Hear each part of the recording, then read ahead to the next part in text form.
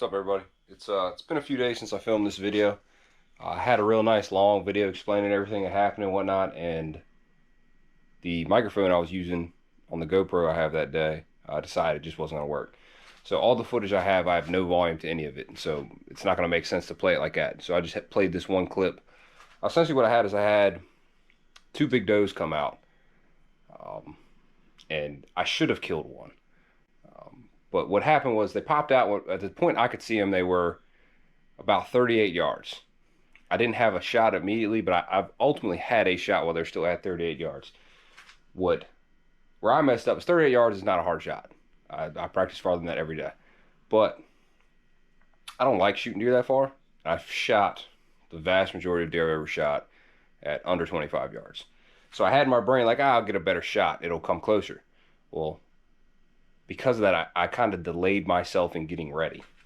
I didn't immediately get up. I didn't immediately dial my sight. I didn't immediately get the range. I delayed thinking they were going to come closer, which was a bad assumption. So once I realized they were not going to come closer, the way that field is laid out, there's grass growing in different spots that have overtaken the beans, and they're going to go one way or the other around the grass.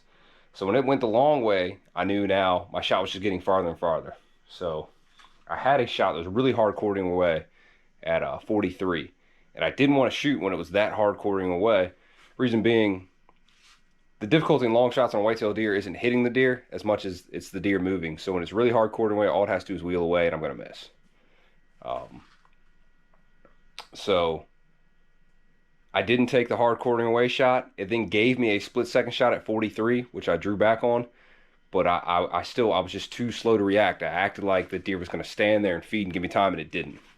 So the next shots it gives me are like farther than 50, and then it gives me a good shot at 60. And at that stage in the afternoon, I just didn't want to take a 60-yard shot at a deer.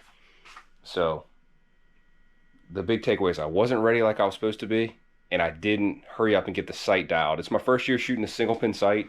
I've wanted to try them forever, I just never have. So I'm really committing myself to using it this year. In times like that, like a 43-yard shot, I am extremely more confident with a one-pin sight than I was with a multi-pin sight, especially as you get farther and farther, or the odd distances like a 36 or something like that.